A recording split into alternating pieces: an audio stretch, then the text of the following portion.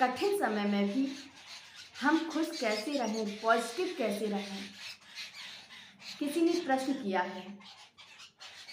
तो सबसे पहले तो हमें ये जानना होगा कि जब भी हम हैप्पी होते हैं, खुश होते हैं, तो हमें ये दुनिया बहुत ही खूबसूरत लगती है। हमें अपनी लाइफ भी बहुत अच्छी लगती है, बहुत खूबसूरत लगती है। लेकिन जब हमारे सामने कोई परिस्थिति आती है, दुख आता है, तो अक्सर हमें ये दुनिया भी बदसूरत लगने लगती है और अपनी ज़िंदगी भी बदसूरत लगने लगती है। तो कठिन समय में हम सकारात्मक कैसे रहें?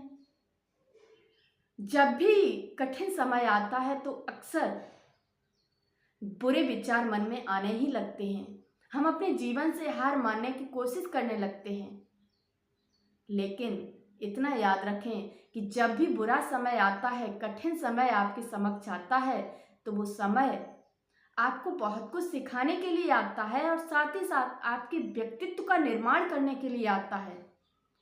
और उस समय में अगर आप हार मान गए, तो आप अपने व्यक्तित्व का निर्माण कब कर पाएंगे? आपके व्यक्तित्व का निर्माण तभी होगा जब आप कठिन समय में भी सकारात्मक रहें। क्योंकि परिस्थितियां हर किसी के जीवन में आती हैं। कोई भी व्यक्ति ऐसा नहीं है जिसके जीवन में परिस्थितियां ना आई हों। और अक्सर जो व्यक्ति सफल होता है, उसके जीवन में बहुत परिस्थितियां आती हैं। जो साधारण जीवन जीता है, शायद हो सके उसके जीवन में परिस्थितियां ना आए।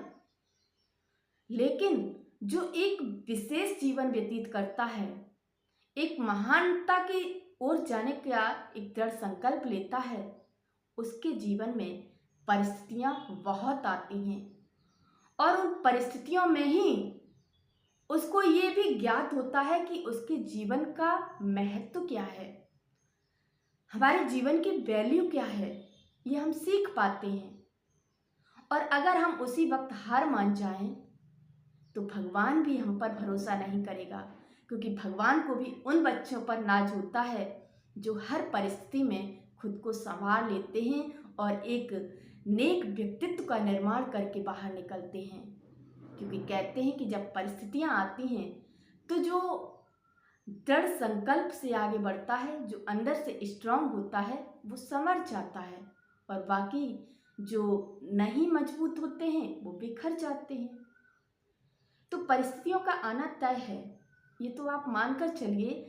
और आपको उन परिस्थितियों से बाहर कैसे आना है, ये आप पर डिपेंड करता है।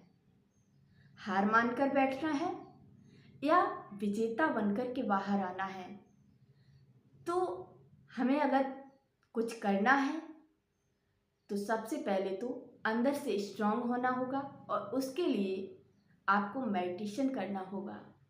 आप अपने मन को मजबूत करने के लिए मेडिटेशन कीजिए, परमात्मा का ध्यान कीजिए। परमात्मा का ध्यान आपको हर परिस्थिति से बाहर लाएगा, आपको हर तरह से मजबूती प्रदान करेगा। इसीलिए कहते हैं कि जो जितना मेडिटेशन करता है, ध्यान करता है, वो उतना ही मानसिक तौर पर मजबूत होता है और हर परिस्थिति का सामना करने में सक्षम होता है। तो परमात्मा का ध्यान आपको हर परिस्थिति से बाहर लाएगा। इसलिए मेडिटेशन करिए। मेडिटेशन बहुत ज़रूरी है जीवन में। अगर आप खुशी से जीवन जीना चाहते हैं, हैप्पी लाइफ स्पेंड करना चाहते हैं, तो मेडिटेशन कीजिए।